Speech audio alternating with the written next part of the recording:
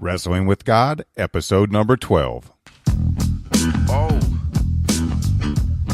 I turn my headphones up, man.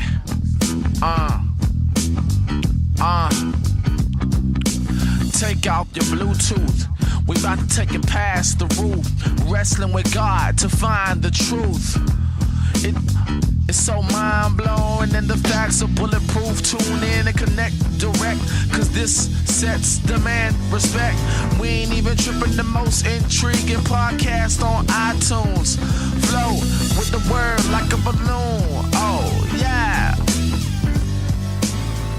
Welcome back to another exciting episode of the Wrestling with God podcast. I am your host, Scott Blair, smiling ear to ear today. I love doing this podcast. I love the guest. I love you guys, the audience. I hope that's evident in my voice. I'm just so happy to be back today. And before I get too mushy, let's move on. We've got lots of exciting things going on around here this week. Very exciting interview lined up for you today. But before we get started, I'm super excited to tell you, Grapplers Church fam, that the Wrestling with God podcast has two incredible sponsors for this week's episode. Now, I know a lot of you are business owners. There's entrepreneurs that listen, people that would like help getting your business going so that you could support yourself in ministry. What if I told you about a breathtaking new environment that you could visit each month where you're going to meet thousands of Christian business leaders and mentors? Now imagine learning how to take any idea that you have and turn it into a well-planned business with a team and a finance dream, and you equipped with all the skills you need to run it.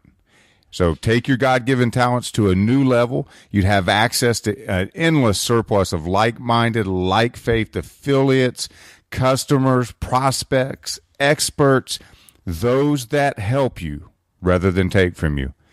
It's all coming and so much more, and this is going to be from the Safari Christian Business Alliance, one of our sponsors this week.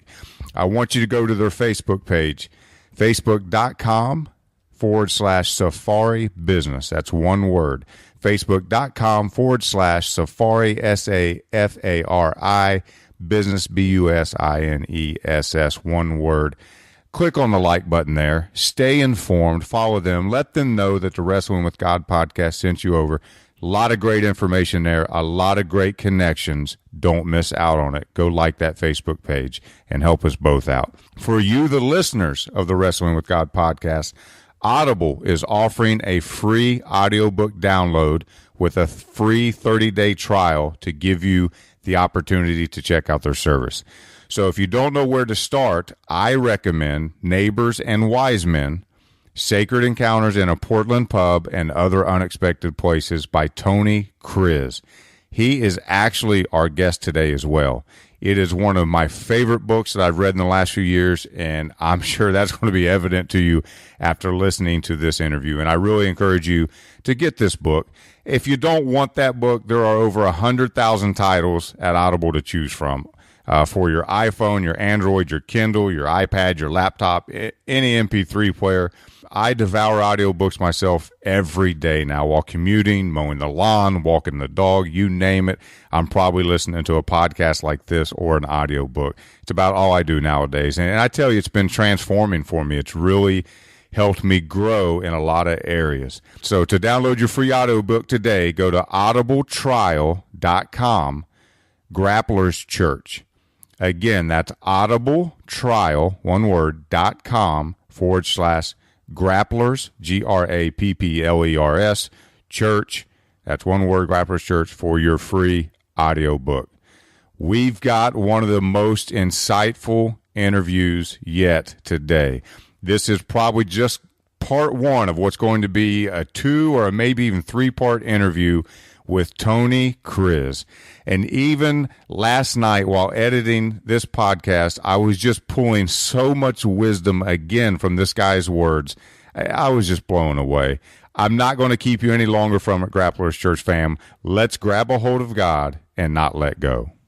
Today's guest is Tony Kriz, known by many as Tony the Beat Poet from Donald Miller's bestseller Blue Like Jazz. Tony has earned a doctorate in spiritual formation. He currently pastors an embedded community in one of Portland's most culturally diverse neighborhoods. And today we are going to be discussing his book, published by Thomas Nelson, and it is titled Neighbors and Wise Men, Sacred Encounters in a Portland Pub and Other Unexpected Places. Tony, are you ready to wrestle with God? I'm ready. All right, let's do it then. For our listeners who may not know you, have not read the book, or possibly maybe they only know you as Tony the Beat Poet, why don't you give us a little backstory to who you are, what you're doing now, so that we don't confuse people? I'm sure many by that title may expect that you're out touring coffee houses on a book tour and reciting poetry, but you're not actually a poet, though, are you? I am not, yeah. Donald Miller is an old friend of mine.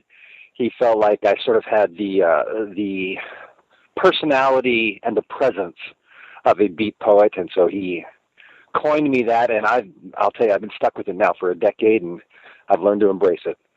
So, yeah, thank you for having me on. It's great to be here. I'm married. First of all, I think of myself as a husband and a father of 3 young boys. I live in a multi-racial, multi-class household with a handful of other people here in North Portland. How did I get here? Kind of a rough and tumble kid that faith never came very easily for. And when I got out of college, 3.5 weeks out of college, I climbed on a plane and I moved to a Muslim country, Albania. I lived with a Muslim family for 2 years, and then I went from there to several other hot spots around the Balkans and the Middle East. I was all the way through my 20s.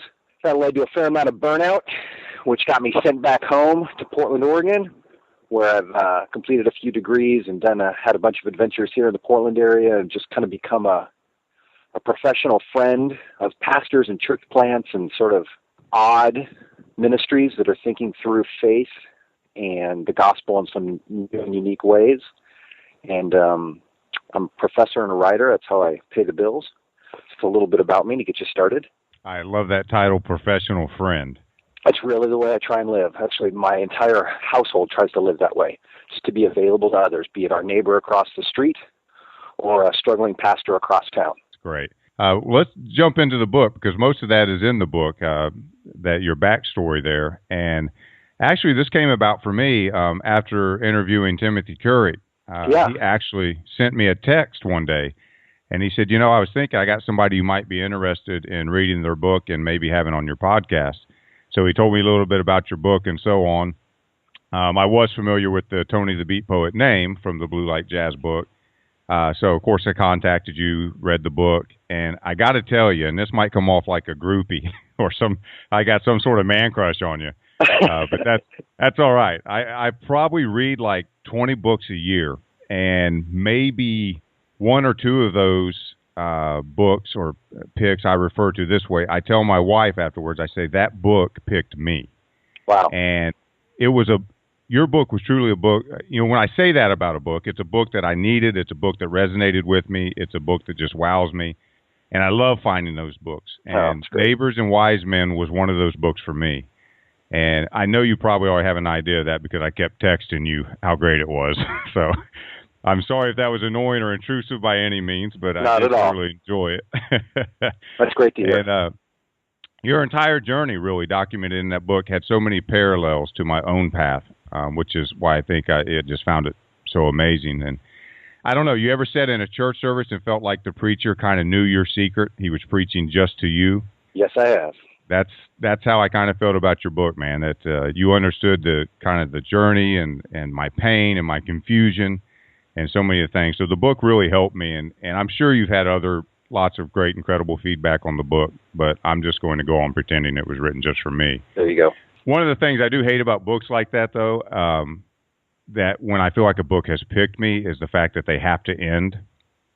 And I'm serious, like when I get down to where I can feel like when your book was getting down to like the last 10 pages, and I could see that I set it down. Like I find reasons not to read it, and I just pace around it because I want to keep reading it, and I know like I'm going to be heartbroken when it ends because it's over, and I would get that experience like once or twice a year. So I have an unhealthy relationship with books. But now that I've finished your book and I'm in sackcloth and ashes and I'm mourning, give me a ray of hope for the future and tell me you're working on another book. Just finished the initial manuscript for the next book. I will send it off by the end of the month to the publisher, so it'll be out next year, middle of next year. And Neighbors of Wise Men is about relating to the person who is other. And the next book is called Aloof, and it's a book about relating to the God that is other, specifically the God who hides from us. And it's sort of an exploration of God's hiddenness and sort of my adventures with God and the times where I suspect that God was tangibly present, the times where God was obnoxiously present, and the great gaps in between where God seems to disappear entirely. I'm very excited about that. Keep us updated on that, of course, and hopefully we can have you back on that book as well after I devour it. The first section of your book is titled Living with Muslims, and you already said that you had lived a couple years with in Albania with a Muslim family. You were a missionary over there.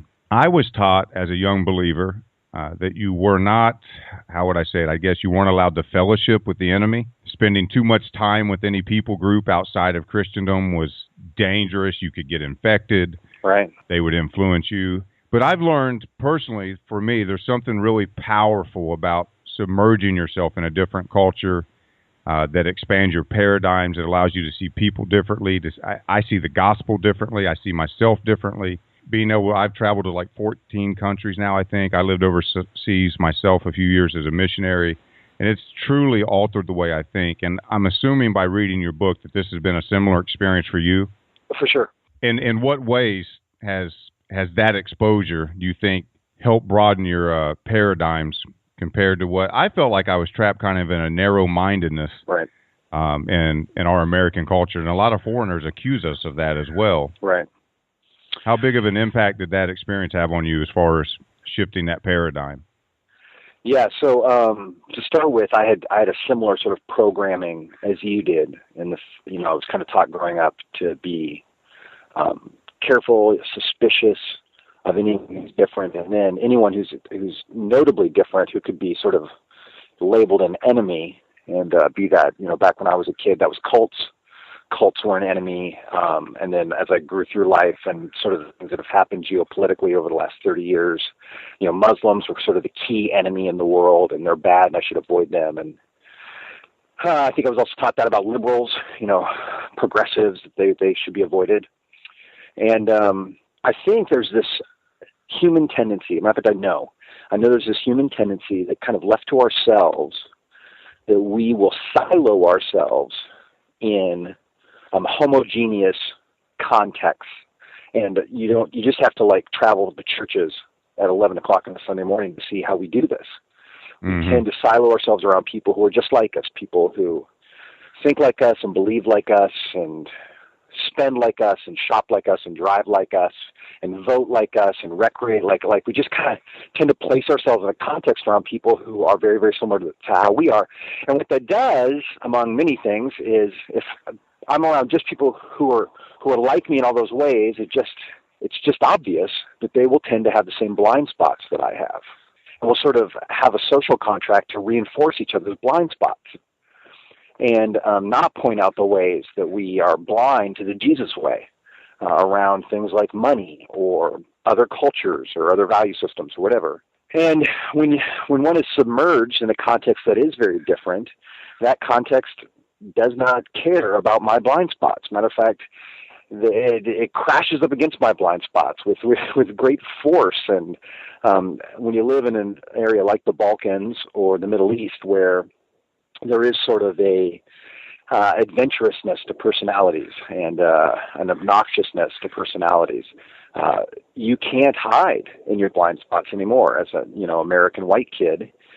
And the Albanian family I lived with, and my best friend was from a Muslim family, and several of my best friends were Muslims over there. They didn't care, and they banged up against me in the most beautiful ways possible, and confronted so many of my ways of thinking that, in fact, were not saturated with what I believe is the Jesus way, the gospel of the kingdom of God.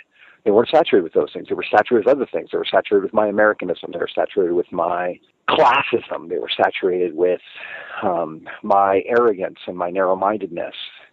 And I'm just incredibly grateful that I was loved so deeply, and I would say loved as deeply as I've ever been loved by Muslim people for that season of my life, as an example. And then other people groups have played a similar role in different times of my life. Yeah, I love how you brought that out, that we can't see our blind spots. That's a great way of putting that. On page 27 in the book, you talk about, it just kind of jumped out at me, but your faith family gatherings on Sundays for dinner. This kind of sounds like it is your faith community or maybe your church. Yeah. I mean, it's so because I spend so much of my life being a friend to pastors, I kind of jump around from church to church on Sunday morning just to sit in and kind of, sit in the second row and let my pastor friends see that I'm cheering for them, because it's a tough world that they live in, an isolated world, and it's often a world without peers, and I just really try and be a peer to those guys. But as a family and as a household, we don't really do Sunday morning. We don't do brick and mortar church.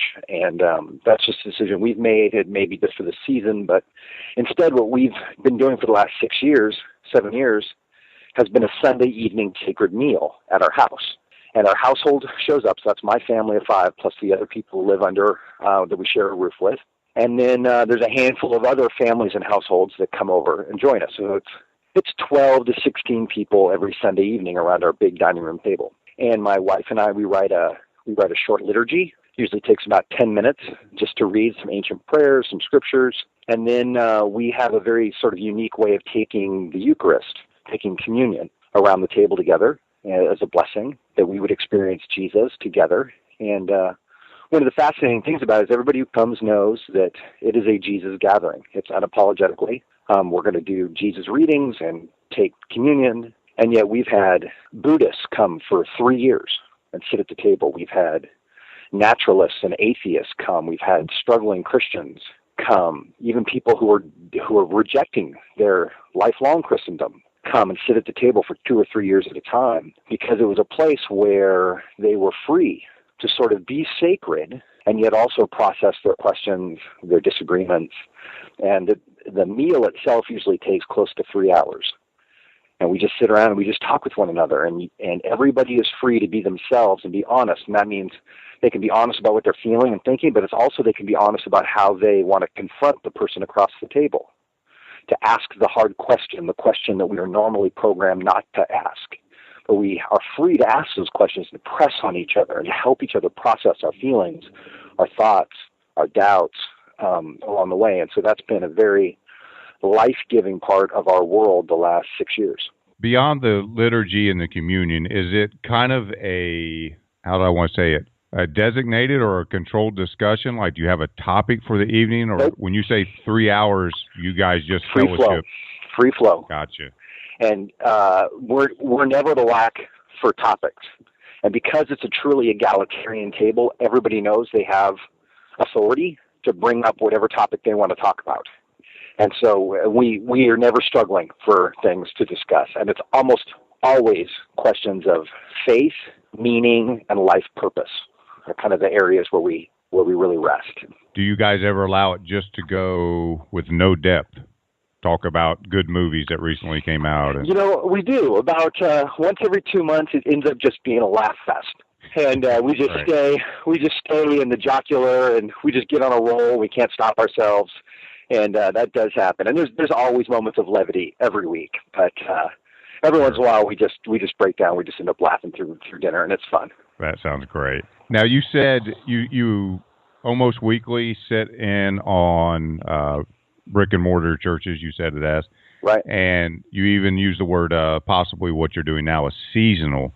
So a lot of people, I think, that get into home church or community like you are, a lot of them are almost anti-institutional church or traditional church, but it doesn't sound that way, the way you're saying it to me. What are your feelings about the institutional church? So my general feeling is, let me see, how can I flesh this out? So if we take the principles in the New Testament, of what sort of faith gathering, faith community was meant to be. I think the Western manifestation of the brick and mortar church is a very reasonable application of those principles, but it's only an application, right? It's not the application. And a lot of times it's propagated, especially because of our cultural sort of narrow-mindedness, that it's the only way to do church. And that's just a very, very poor reading of the scriptures and a poor understanding of the way of Jesus. But to your point, I would never say it's a bad way. It's a perfectly reasonable way. And it's going to have its positive, it's going to have its negative. It's going to have the things it does that are really beautiful and the things that are, and it's picadillos along the way. Because it's human. It's made up of humans and it's led by humans. Often humans with, there's certain personality issues and their own desires for affirmation and all those sorts of things that we see in humanity. For my family, our primary concern is neighborhood. We see our neighborhood as our parish. We don't see a building full of commuting people as our parish. And I would say, here I'll get a little prophetic, I would say that's a better application of the New Testament, that to see our faith community and our sort of faith responsibility, I don't love that word, but I can't come up with another one off the top of my head. Our faith responsibility is those people that God has placed us in the midst of. The people that we see on Tuesday afternoon as well as Sunday morning. The people we see when we go shopping and when we play at the park with our kids and when we walk our kids to school every morning, and where we see them when we go out for lunch as a family, and, just the normal things of life. That's a better application of the New Testament as opposed to this sort of commuterism, consumerism, affinity-based communities that we often see in Christian churches.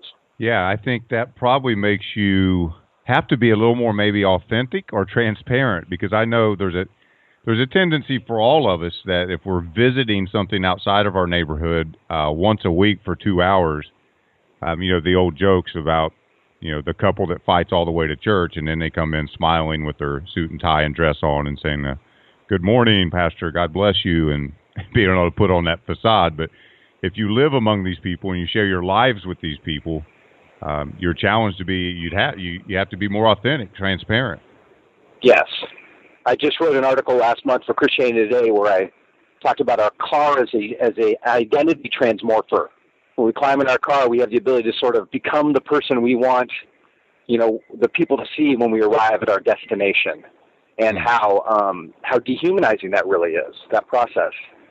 And yet, when I live in my neighborhood, I don't have the opportunity to play that game because these people do see me. They see me at my worst. Yeah, I had a similar experience coming from being on paid staff at a mega church, and I kind of had a falling out of my faith. And I wasn't involved in a church, but in a pursuit of God, one of the things I did was I gathered a couple of my buddies, and we started just having like Bible study and kind of book study together one morning a week. And over the course of like a year, our relationships between the three of us got so deep, and the transparency between us three got so deep, and the encouragement, and when they hurt, I hurt, and right. when something bad or something good happened to them, I truly celebrated. I wasn't jealous, or the light bulb just went off in my head that this is what I read in the New Testament about sharing lives together, and it was something I had missed in the church, in a large church like that. And I'm not saying it's not available there. I had somehow overlooked it or missed it, and that small gathering was a life changer for me for sure. Yep, there you go. I'm 100% with you. For 8 years now, I've met every Friday morning with a group of men. They've actually been meeting for 20 years, but I've only found them about 8 years ago. And it's a radically multiracial, multi-class, multi-generational gathering.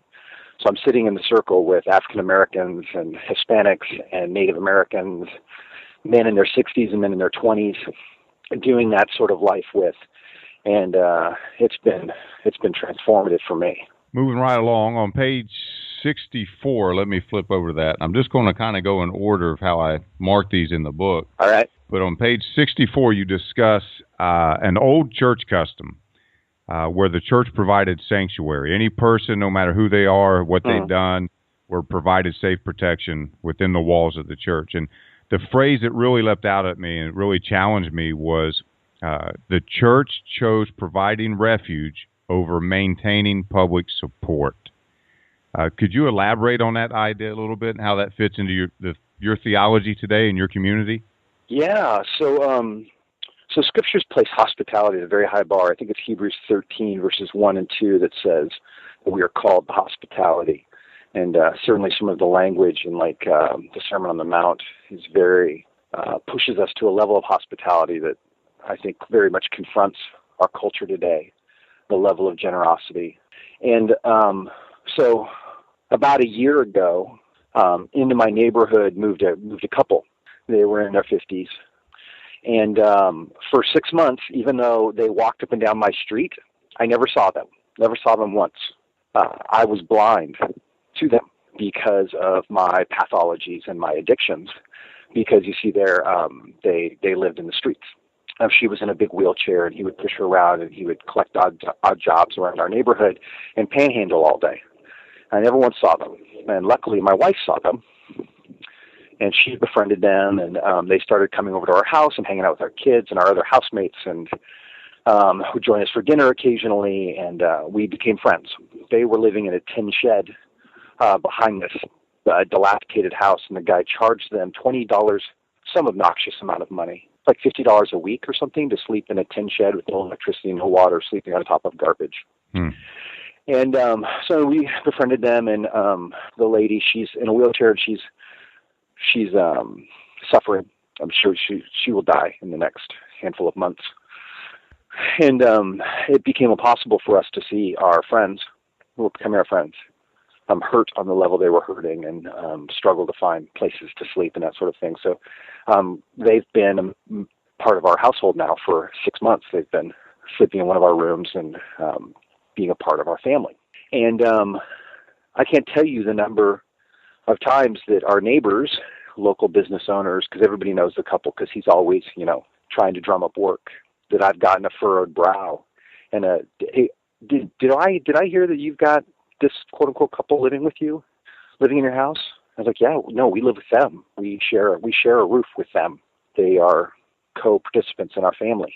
And the look of why would you do that? And that's wrong. It's wrong. That's the general response is that's wrong to do that. And we're like, nothing could be more right. Like, how can you look at humanity and not say that this is something? I'm not talking about religious people. Like, this is what humans do. Is they have we have a roof, and we have warmth, and we have a refrigerator that's full. How could we not do this? And that would be an example of what that the church has continually chosen to do things to provide refuge despite public opinion. And so that maybe that answers your question with a story. Yeah, it really does. You said in the beginning of chapter 8 that you were raised to believe, and we kind of touched on this a little bit already, but in a two-team world, the haves and the have-nots, or the Christians and everyone else. And something else you said in there was that Jesus did not always point to the Torah when teaching, and that's a powerful point. He didn't always quote Scripture. Right. And I find that sometimes my heart or my conscience or my emotions want me to take a different stand than what I was taught that the Bible says about a certain verse or topic. And honestly, that's a topic I'm scared of, and it's a topic that gets me in trouble often with my peers. And it's not that I'm ever saying I think the Bible's wrong, but maybe my understanding or our understanding of that topic is. And as soon as I start wrestling with that idea, though, or as soon as I bring it up, there's always a group or even sometimes maybe it's my own conscience or my own paradigms, but they will oppose what I'm feeling and say you're trying to twist scriptures, to have it mean what you want it to mean so it aligns with your worldview. That's a tough issue for me personally, when maybe your heart isn't lining up with traditional scriptural viewpoint on certain topics. How do you deal with that? It sounds like and when I read the book, you've done that quite a bit. There's been some, you probably obviously don't have the same theology you did 20 years ago. Right. And how do you advise people at your dinner table who are wrestling with those issues? Yeah. So, Yeah, it's true. I mean, Jesus, it's amazing how often he pointed, when he told his most famous work of fiction, parable, the Good Samaritan, he chooses a cultural and religious outsider to be the hero of the story. In his very, very first sermon, he chooses a widow of Sidon and a leper of Syria as his two examples of people that God showed up for, both of which are cultural and religious outsiders. And we can go on and on. Jesus only once marvels at somebody's faith, and it's a centurion. There's absolutely nothing in the context to lead us to believe he was not a pluralist, an idolater, and a pagan. And yet Jesus marveled at his faith. So only one time that Jesus said, your faith is great. And it was to a Canaanite woman, a pagan, an underling, a subhuman. And that was the person who said, your faith is great. So it's like, how did I miss all this? How did I live in the church for 30 years and no one ever pointed out the crazy openness that Jesus exhibited towards the most unlikely people and the most unlikely sources as being conduits of God's truth? I don't know of anybody that ever said that to me growing up in a wonderful, wonderful, loving, delightful conservative church. How does this happen? How back to the blind spots, how is it that our filters are so hardwired that we can read through the scriptures and never even notice that 3 or however many foreign, mystical, magical, royal visitors from the East are completely invited into Jesus's nativity story, and no one critiques it. No one goes, "Ooh, that's bad. Can't let those guys in the story." No, the wise men are embraced. Matter of fact, Matthew writes as if the simple fact that they showed up is evidence that God speaks to us and shows up all around us. And so I'm preaching now. I apologize. And we still display them every year. Right, all of us. Who points out to their kids to go, "Hey, look at those 3 non-Christians in the nativity set. Isn't that awesome?" Like, we never say that, but that's exactly what it is. They're not just non-Christians. They're Zoroastrians. They're they're kind of crazy people. Yeah. And so what do I do about that? So that's an evidence of where I can't trust my eyes when I look at the Bible. I just can't. I have predetermined structures, cognitive structures, that force me to read the Bible in a certain way based on my particular cultural and religious programming. I can't help it. And it's not that I'm bad, it's not that I'm stupid. It's just that I'm human. We're all wired this way, and that is why, for instance, when the Tower of Babel happened, God said, "I love you. I'm going to help you by helping you live multiculturally, because you need it, because you don't see well when all of you think the same way and talk the same language." It's why in Acts chapter 2, when the Holy Spirit baptizes the church, he says, "Okay, the first thing we're going to do here, everybody, is we're going to do multiculturalism. We're going to do a plethora of languages. We're going to make sure that a bunch of different cultures, as diverse as North African Arabs, quote unquote, in the passage, are invited into the conversation because we need them. You need them, church." And when we get to the end of the church's story in Revelation chapter 7, it says every tongue, tribe, nation, and people are present before the throne and crying out before the Lamb. Why? Because the church was intended to be the most radically multicultural, multi-class, multiracial expression. Why? Because we all are the image of God. And so I can't trust myself when I go to the scriptures. And it's not that I want to lower my bibliology or my view of the Bible, but I want to elevate my pneumatology. I want to elevate my confidence in the Spirit of God to lead us into truth, lead us into truth. Very rarely are there New Testament statements about spiritual identity or spiritual wholeness that are put in the single person. They're almost always, we should go through and change our entire Bible to y'alls. Y'all are the children of God. Y'all are a new creature. Y'all are, and unfortunately in English we just put you. And as an addicted individualist, Western individualist, I read that and I think the Bible's talking to me. It's not talking to me. It's talking to us. And I'm in desperate need of my brothers and sisters in Christ, and people, quite frankly, who wouldn't even identify with Christianity, to help me see what I do not see. That is something that God has just woke me up to in the last few years, and all these years in the church. The fact that, one example I give quite often when having this discussion is the fruit of the Spirit. And in the way I was raised, and the way we Sunday school our children and everything else, the fruit of the Spirit. If you have the Spirit of God, you, individual, right, you will have love, you will Good. have joy, you will have peace. But if you go back and read the epistles, they were written to churches. They were written to communities. And it was just a couple years ago that light bulb went off, and God showed me that a community will have patience. A community will be long-suffering. A community will have peace. A community will have love. That was written to a church, to a community. Right. And we're so egocentric and self-centered that, this is all about just me, and changing my life and me becoming like that I missed it. Yeah, so I 100% get what you're saying there. And we have to remember that a couple other pieces on that. Yes, Paul was writing his epistles, but ultimately the Holy Spirit was writing it to the universal church. And it's amazing that the churches that we have the letters to, those were incredibly cosmopolitan churches. Those were churches that were incredibly multicultural cities, obnoxiously so. Ephesus was a port city. Corinth was the most diverse city in the Roman world at the time. Rome was an incredibly diverse. These were incredibly culturally diverse cities. And it just goes to bear that the churches were equally diverse. And Paul's going, y'all are the voice of God. Y'all would fly good here in Cincinnati, Ohio, right on the Kentucky border. We definitely need that version of the Bible. Chapter 9, your intro, you asked a kind of question in the beginning, and it said, have you ever lost something intimately precious? Have you ever lost your hopes or a significant dream? Have you ever, because of your own pathology, squandered away your reputation or sacrificed your honor? Have you ever experienced rejection from your closest friends or the loss of your life's love? Have you ever experienced all of these things in just under a week? I did, and I just want to say, Tony, again, this book resonates with me because I did too. I too was a zealot that was out to change the world, obsessed with the thought that I had to have a great purpose and leave a mark on the world.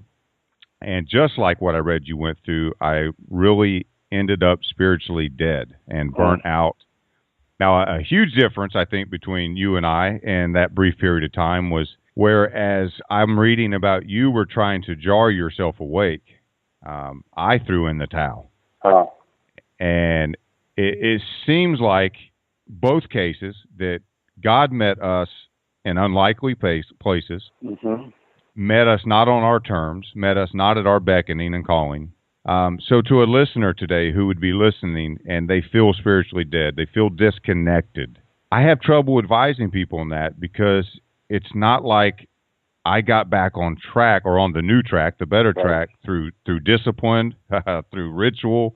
I didn't work it back up. God just kind of showed up and met me. So how do you encourage somebody that feels disconnected right now? Yeah. Well, first of all, again, in the story of the Jesus way, one thing is very, very clear. I am not the most important character in my spiritual story. I am not the protagonist of my spiritual story.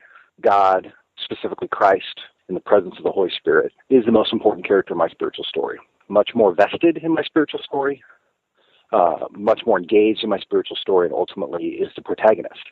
And there's no one of the great things about having an eternal God who's eternally creative is there's no one way to sort of get our crap together. So sometimes it is discipline. But for somebody like me, who's particularly obnoxious and who lives my life sort of at 80 miles an hour, I use the illustration in the book that a lot of people's faith sounds like a Sunday drive when they're going down the road, two people on a Sunday drive with the wind in their hair and singing songs and just enjoying the wonder of their life. And my spiritual life feels like a car going 80 on a cliff-top gravel road where I accelerate out of every corner just seeing if the wheels will hold the curve. And and more than once I've toppled my life off the edge of a cliff because that's the way that God made me, and God loves me that way in that. And with my particular version of 80-mile-an-hour cliff-top gravel road faith, it requires that God bankrupt me several times in my life because that's how he gets my attention. And the bankruptcy is almost always dramatic, And yet, Jesus, in the first line of his most famous sermon, said, blessed are those who are spiritually bankrupt. And I'm thankful. I'm thankful to the Lord. Every time, and this next book, Aloof, is the title of the next book, I get even more deeply into that discussion of what did it look like for me in that season to get to the point of spiritual bankruptcy, and why did I get there? And I'm a lot more graphic with the storytelling in the next book, and then what did God do to sort of scrape all of my faith clean, both my good beliefs and my bad beliefs, because they had grown up together like wheat and tares. They couldn't be separated. So God came in and scraped the entire field free and started over because I needed it, and that was God's grace. That helps me so much. Wow. Because I feel like I went through the same experience, and I loved how you worded that, the scraped and the bankrupt spiritually. And I just, I had so much pride and so much zeal. Man, I really thought I had it together and was going somewhere, and God really had to knock me off of that horse. And I remember that one of the young adults, when we came back from the mission field, I had them over for dinner, somebody that I had youth pastored when they were in their teenage years. Now they were a married couple. And I remember telling them over dinner that everything I thought I had known and believed was gone. And I was totally relearning my relationship with God and my understanding of the Bible. I mean, of course, my belief in God or Christ didn't change, but my entire theology had been destroyed, and I was rebuilding from a brand new, fresh start. And I could tell that it upset them, that they felt like I had lost my way when I admitted that. Yeah. But yeah, I totally understand what you're saying. And the thing is, you had lost your way. Yeah. But Jesus is the way. Jesus holds the way. Like me holding on to it isn't the purpose of the story. Jesus is writing and unfolding the way before us, and at times we lose it. And often in our religious triumphalism, we've lost it, and we just don't know it, and we get applause from the religious people, even though we've lost our way, because we think it's about us, or we think it's about my particular subset of people, my particular theological subset, my neo-whatever that I believe. That is what's important. And in that we've lost our way, and yet we haven't, because Jesus is the way. Hey, I'm thinking about when you're talking about that, I'm thinking about other people I know have kind of had this struggle. And one thing I think that may be a common mistake and is that sometimes when we lose our way, I think you and I, the way we're talking, we saw it as a fresh start. But I notice a lot of people who look back to what they used to have and they keep trying to resurrect that. Yeah. And I think the whole idea and what God allowed them to go through was to get rid of it and start anew. Yeah. So if you're struggling with that, let God speak to you, and don't try to relive the past and look back, but see where God's trying to lead you through this experience. Yeah, I feel like you're just like teeing up this entire next book. But so one of the themes of the book is the idea of looking back. Let's go ahead and celebrate each season for what it was, and realize that God treats us just like education theory treats us. Like when I was a little boy, nobody wanted me to write abstract essays because I didn't have the capacity to do it. That didn't mean my education when I was a child was bad or good or better or anything. It just is who I was. I was a child. And then when I got to be, a young adult, I was welcomed into abstract essays and other things in my education, and people treated me differently. And I think God treats us differently at different seasons of our life. God invented education theory, right? Education people just discovered what God designed for humanity. And so there are those times when God feels very near, and God's gracious in those times. In the book, I refer to them as the dojo years, when it just seems like God is near. The master is just around the corner at all times, shouting instructions at us. And there's a great comfort in that. But that was that time. And no superhero in the comic book stays in the dojo forever. They all know the dojo is just for a season because there's something else that God's inviting them into, or the master's inviting them into. And I would want to frame it that way, to celebrate those seasons instead of trying to sort of manufacture them again. Yeah, and to the opposite works as well when you're talking about as a child, no one would have that expectation from you. It's okay to crap your pants when you're 2. Exactly. But if you're still doing it at 12, there's an issue. So some Christians need to grow up.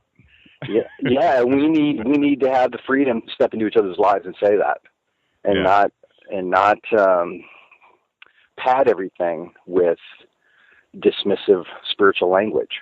Just go. You need to grow up. You just need to grow up. You need somebody to step in your life to tell you that. That's what my wife's for in my life. Yeah, me too. Brutally honest. Now we've kind of already crossed more than the time you allotted for me, and I greatly appreciate that. And I told you before we got started, this is going to have to probably be a 2-part, 3-part interview because I've got so much, and I'm only like on page 87 of the book where I want to talk to you about. But let's finish on the last note I got here. On page 87, it says that you talked about being in seminary when you got home from the mission field, and you said, I have questions. And I need to know that having questions is okay. And I really loved reading that. And I think that the church has a long-standing reputation of kind of being narrow-minded, not allowing people to have questions, not allowing people to doubt, kind of giving us the only option, you need to conform or be ostracized. Right. And we talked about before we got on this call, or before we started recording on the call, we were talking about how my wife and I started a home fellowship, and we somewhat adopted, I guess it would have been kind of a piece of Peter Rollins' idea of suspended space, and what we wanted to create with our home fellowship. We wanted to create an environment where there was no Jew, no Greek, no Christian, no atheist, no black, no white, no gay, no straight, no Republican, Democrat, etc. And just a group of people that God loved and who would openly wrestle with scriptures. And it sounds like somewhere along the lines that your table in your household is much like that, and you openly wrestle with these ideas. We wanted to encourage people to actually have doubt, to have questions, to openly state, well, I don't agree with you, and I don't see it that way. Right. How important do you think that is to a faith community in this day and age? Yeah, there's such a strong tendency to want to control dialogue and control the vocabulary. And I think that comes from several places. I think it comes because we have been given in our post-Enlightenment, post-Cartesian culture a version of faith that is primarily answer-driven, cognitively driven, philosophically driven. So that's one piece. But I also think that all of us, every single one of us, use our faith as a fulcrum of validation, and we can't help ourselves. It's part of being human, and I utilize faith and the mechanisms of faith to prove that I'm good, that I'm one of the good guys. And so when somebody comes with a question, I want to jump in and show them that I have the answer, because the good guys have the answers and the bad guys don't. And I need to be one of the good guys. I have a friend. We have a friend named Molly, who is a delightful, amazing woman. She's about my age. She's a single mother of a teenage girl. Her boyfriend is a biker. She's fascinating. She has tats all over her body and a very romantic relationship with the color black. She recently had an encounter with Jesus. All of her life, she's been a pluralist. Never, ever wanted to be connected to any belief system. And she was sitting in her car, and God spoke to her. She says it was audibly that God spoke to her. It was very, very specific. And God met her in a point of extreme pain, and she was convinced it was Jesus. And again, that was just her experience, somebody who's a lifelong pluralist. And then out of that, she made a deal with God, which is very funny. Like, she had this encounter with God, and she was very appreciative that God would talk to her in her pain and make her feel better. But she was like, God, here's the deal. I need you to get me a job. That's the deal. I will follow you for a lifetime, but I need you to get me a job. I can't feed my kid right now, and we're getting to the end of the month. And the next morning, she bumped into a woman who, out of the blue, asked her if she could cook, and said, I have a job opening at my cafe. Would you come work for me? And Molly was able to feed her kid, and she is now an unapologetic follower of Jesus. She's a little pissed off at Christianity, but she's an unapologetic follower of Jesus. Follow the triune God, reads her Bible every day. I mean, anything that we would say, that's a Christian, she is one, right? As soon as this happened, she went to a Christian counselor because she had questions. And the Christian counselor, every time she would ask her a question, would tell her, you're not allowed to have those kinds of questions. Those are bad questions. She was wrestling with with her metaphor of how God's in all the world, not just the Christian world. She was asking questions about how God has broken God's self into 1,000 little pieces all over the world so that different people can find him. And he said, you're not allowed to have those kinds of questions. And when she sat down with me to talk to me about it, she was very distraught about it. And I said, Molly, just keep asking your questions. Those are the way that you are asking questions are evidence of your faith, because you're asking questions as if God is really there. And the problem with religious people is we don't ask questions anymore as if God is really there. We just ask questions about ideas. I said, Molly, I'm not going to answer your questions with my particular opinion, because I like the question so much. I just want you to sit in the question because I think God is in the question. So sit with God. Well, I love your questions. They're evidence of faith. And why would I do anything to try and sort of derail your question along the way? I love it. Stay in it. And so I think our questions and our doubts, which is just another word for questions, are the places where God shows up. And not only shows up, but like Thomas, God shows up and he says, bring here your finger and stick it in my side. Bring here your finger and stick it in the holes in my hands that you might not be unbelieving but believing.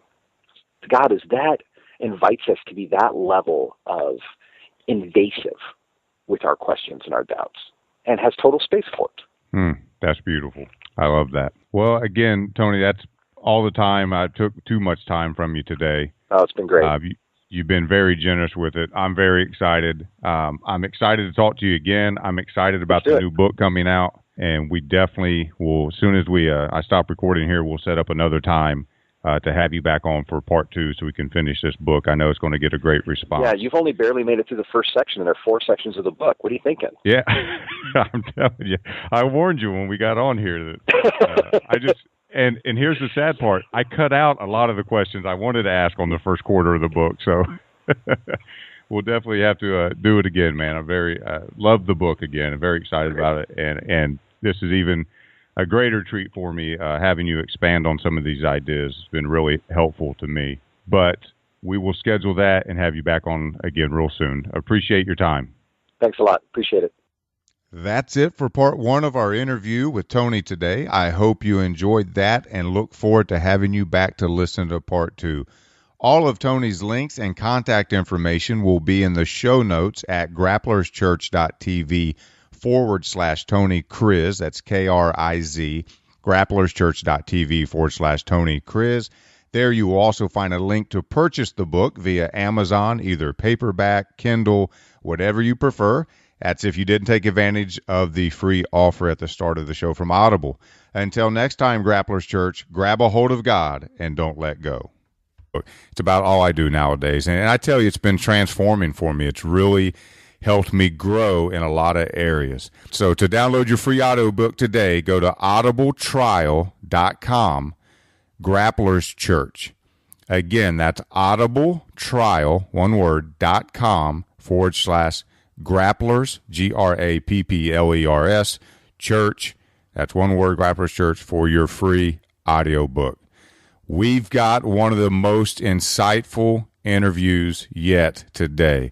This is probably just part 1 of what's going to be a 2 or maybe even 3-part interview with Tony Kriz.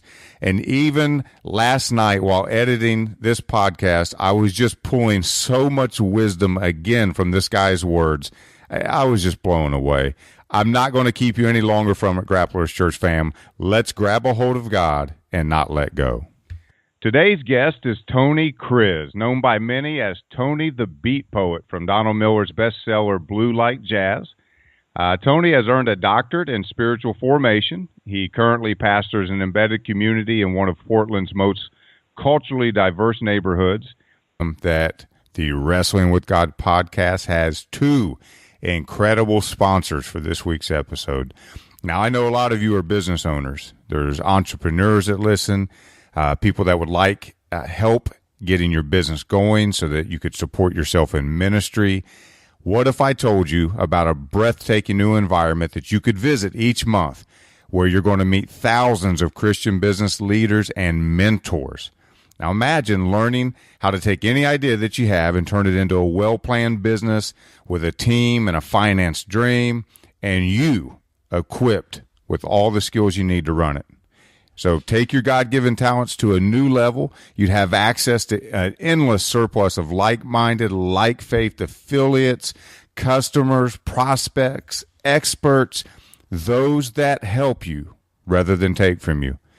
It's all coming and so much more, and this is going to be from the Safari Christian Business Alliance, one of our sponsors this week.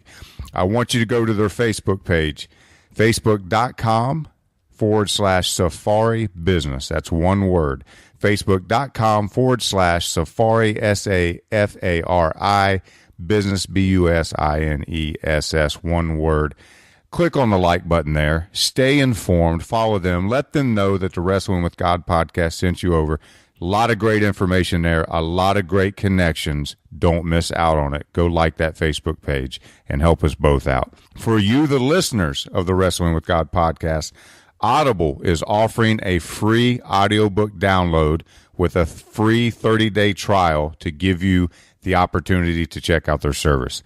So if you don't know where to start, I recommend Neighbors and Wise Men, Sacred Encounters in a Portland Pub and Other Unexpected Places by Tony Kriz.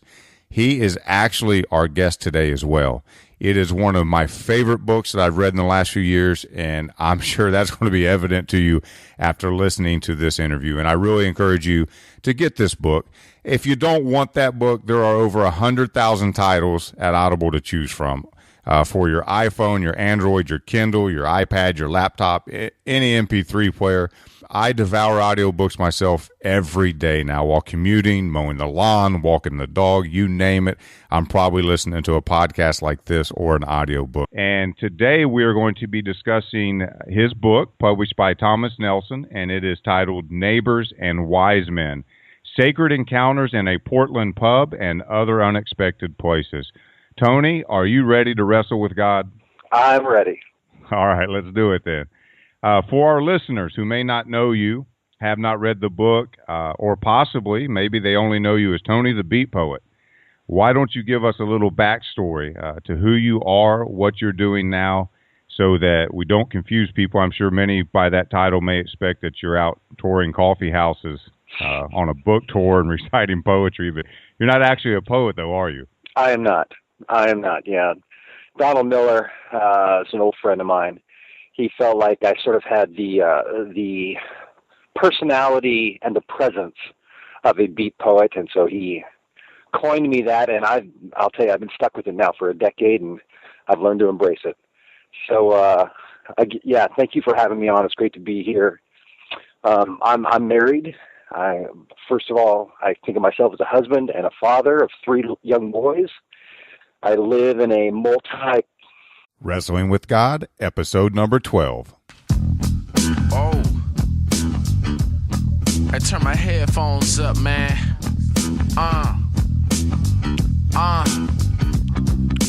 Take out your Bluetooth. We about to take it past the roof. Wrestling with God to find the truth. It's so mind-blowing and the facts are bulletproof. Tune in and connect direct, cause this sets demand respect. We ain't even tripping, the most intriguing podcast on iTunes. Flow with the word like a balloon. Oh, yeah. Welcome back to another exciting episode of the Wrestling with God podcast. I am your host, Scott Blair, smiling ear to ear today. I love doing this podcast. I love the guest. I love you guys, the audience. I hope that's evident in my voice. I'm just so happy to be back today. And before I get too mushy, let's move on. We've got lots of exciting things going on around here this week. Very exciting interview lined up for you today. But before we get started, I'm super excited to tell you, Grapplers Church fam,